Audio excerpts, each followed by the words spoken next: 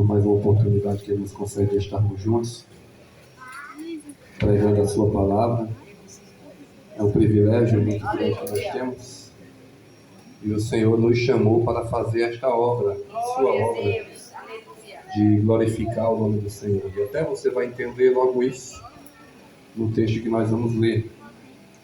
Agradecer também ao dirigente da congregação, o irmão Josué, pelo convite feito, pela oportunidade de estarmos juntos, retornando à congregação Sol da Justiça. Já vim aqui algumas vezes e é sempre um prazer estar com os meus irmãos. Tá? Prazer também ver muitos rostos conhecidos. Louvar a Deus pela vida desta mocidade. Aleluia! Os jovens que até aqui já cantaram, que até aqui já têm participado do culto. Vendo vocês cantando nos hinos congregacionais, eu estava aqui lembrando que há 10 anos atrás, 2013, eu era um jovem sentado em um vocal da congregação Santos Dumont, com muita vontade de pregar, com muita vontade de cantar e não tinha oportunidade. Eu cantava numa banda, tá? Quem me conhece há muito tempo sabe que eu cantava numa banda, mas pregar, ninguém nunca me viu pregador. Eu tinha muita vontade de pregar, mas todos só me viam como cantor de uma banda. Tá? Então, valorizem as oportunidades que vocês têm recebido, seja para cantar, seja para pregar. Abrace a oportunidade. Aleluia! Porque é através da oportunidade que você vai desenvolver o talento que Deus deu para você. Glória a Deus, é verdade. Quem me vê pregando hoje, não imagina que há 10 anos atrás eu não tinha oportunidade para pregar. Eu queria, mas não tinha. Mas tudo é assim, tá? Começa pequeno e Deus vai se se tornar grande. Aleluia! Tá? Maior ainda é a glória dele através da nossa vida, em nome de Jesus. Primeira carta de Pedro, capítulo 2, versículo 9 e o versículo 10, diz o seguinte: mas vós, ou vocês, pode substituir, mas vocês sois a geração eleita, o sacerdócio real, a nação santa, o povo adquirido, para que experimenteis, para que anuncieis as virtudes daquele que vos chamou das trevas para a sua maravilhosa luz. Vós que em outro tempo não eram povo, mas agora sois povo de Deus, que não tinhais alcançado misericórdia, mas agora alcançaste misericórdia. Louvado seja o nome do Senhor. Glória a Deus. Meus irmãos, deixa a sua Bíblia aberta, olhe para cá, preste bem atenção.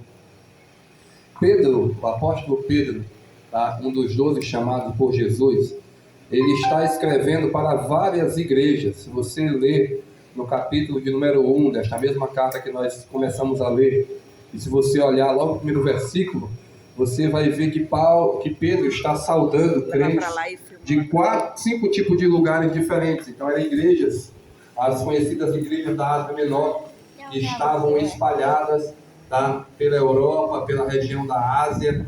E essas igrejas são as mesmas lá do Apocalipse, as mesmas que Jesus fala no livro do Apocalipse escrito pelo apóstolo João. Então esses irmãos, eles estavam espalhados. Esses irmãos, para ser bem mais claro, eles estavam escondidos. Esses irmãos estavam sofrendo duras perseguições e precisavam se esconder, precisavam resguardar suas vidas. Então Pedro está escrevendo esta carta para poder encorajar estes irmãos, para poder mostrar a estes irmãos que eles não estavam só, para poder apoiar estes irmãos no momento de grande dificuldade que eles estavam enfrentando. E aí no capítulo de número 1 até o versículo de número 12, o Pedro vai fazer menção a eles, fazer eles lembrarem de quem é Jesus, de como Jesus os salvou, do quão importante é a obra de salvação de Jesus, do que eles vão receber através da fé, da esperança, que Jesus é o Rei dos Reis, o Senhor dos Senhores, o Rei da Glória. E a partir do versículo 13, do capítulo 1 até o versículo de número 10 do capítulo 2, o Pedro está escrevendo num propósito só. Apesar de serem capítulos diferentes, né? Apesar do capítulo 1 ele finalizar no versículo 25, mas no versículo 3 do capítulo 1 até o versículo 10 do capítulo 2, eles têm o mesmo tema. Pedro está escrevendo com o propósito de conscientizar estes irmãos de que eles são chamados para serem santos. É um chamado à santidade. Ele começa fazendo isso com uma conscientização de por que eles deveriam ser santos. E segundo, ele mostra como estes homens e mulheres de Deus, estes crentes recém-convertidos, tá? É um detalhe que deve se deixar bem claro, eles eram recém-convertidos, como eles deveriam viver para que pudessem estar em santidade, agradando a Deus. E aí no versículo de número 9, quando ele quer concluir, o versículo número 9 e o versículo número 10, é a conclusão de tudo que Pedro vem falando. E ele conclui dizendo: mas vocês são a geração eleita, o sacerdócio real, a nação santa, o povo adquirido, para que anuncieis as virtudes daquele que vos chamou das trevas para a sua maravilhosa luz. O Pedro, no capítulo de número 2, no versículo de número 9, ele está fazendo uma afirmação: vocês são. Ele não está deixando claro se ele não está trazendo ali uma votação. Vamos ver se vocês são ou não são. Não, ele está afirmando: vocês são.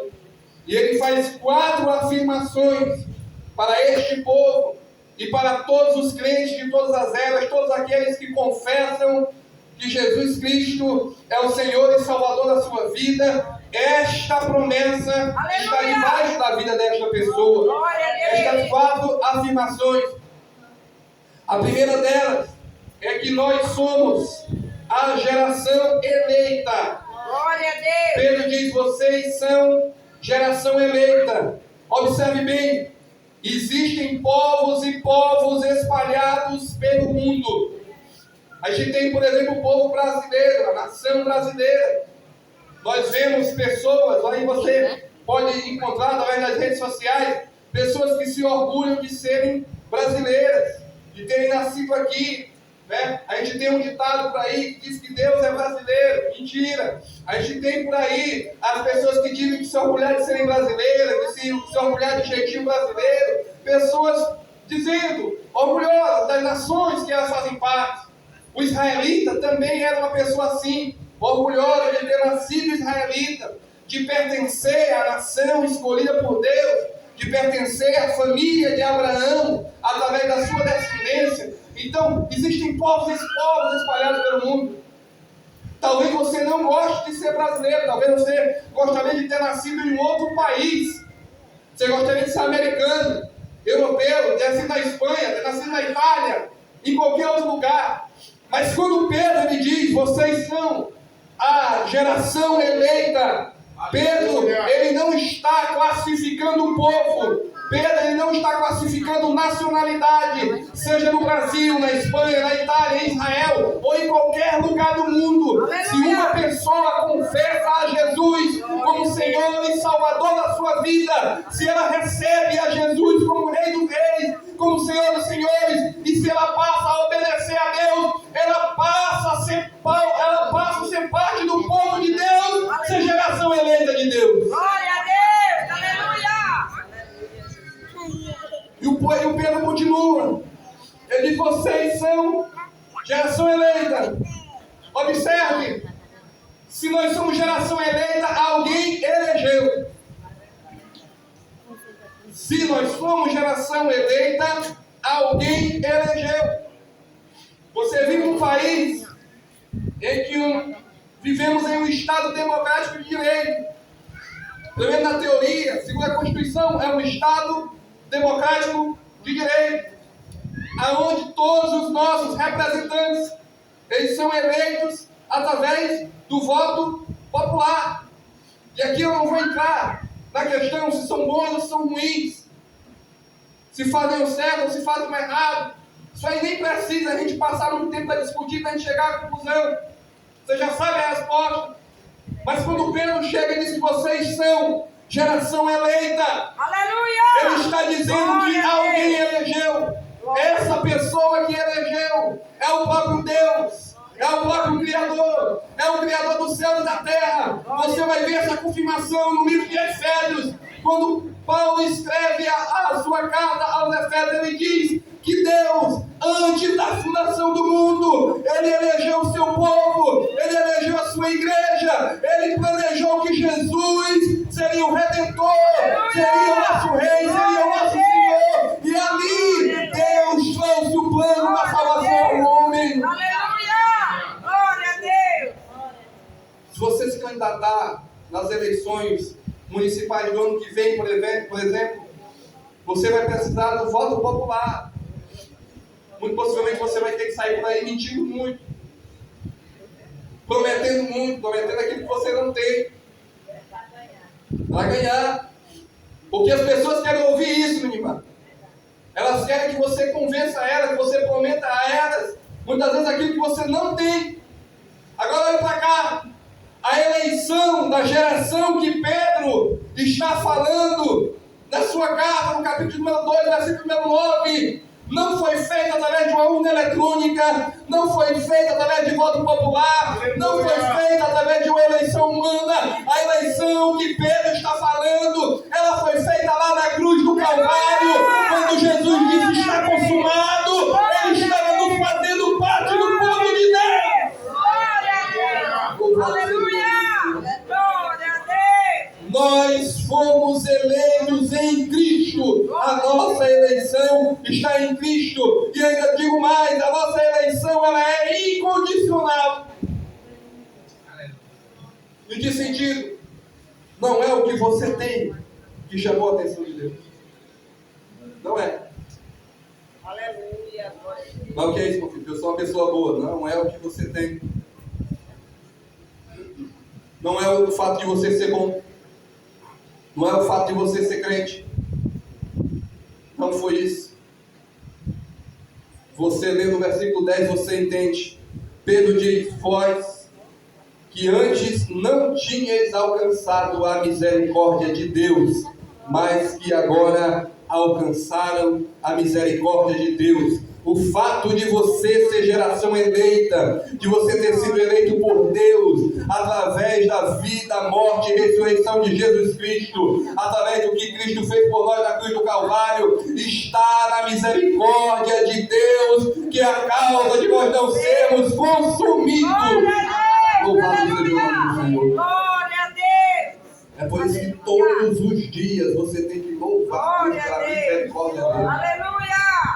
Glória a Senhor, eu Deus! quero te louvar pela tua Glória a misericórdia. Deus! Glória a Deus! Você não pode finalizar um dia sem louvar a Deus pela sua Glória misericórdia. a Deus! O próprio salmista nos ensina isso, dizendo: louvai ao Senhor porque Ele é bom e porque a sua Misericórdia dura para sempre! misericórdia. Aleluia! Glória a Deus! Louvai ao Senhor porque Ele é bom e porque a sua misericórdia dura para sempre. Aleluia! Então a primeira afirmação que Pedro faz aqui é que nós somos geração eleita. Glória a Deus! Então você não foi eleito por qualquer pessoa.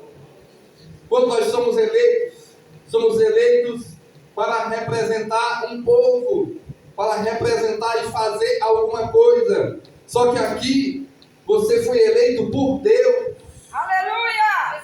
Você foi escolhido pelo próprio Deus. Glória a E Deus! quando existe uma eleição humana, é baseado naquilo que as pessoas veem de bom em você, no potencial que você tem. Aqui não tinha nada que chamasse a sua atenção. Foi a misericórdia de Deus que te alcançou. Aleluia! Glória a Deus! Foi Deus que foi misericordioso, foi Deus que foi bondoso, amoroso, e estendeu sobre você o seu braço de misericórdia. Glória a Deus! Nós somos geração eleita. Mas ele continua, porque ele está fazendo 4 afirmações diferentes. Apesar das 4 terem o mesmo propósito, mas ele faz 4 afirmações diferentes. A primeira é que nós somos geração eleita. A segunda é que nós somos sacerdócio real. Observe. Pedro diz que nós somos sacerdócio real.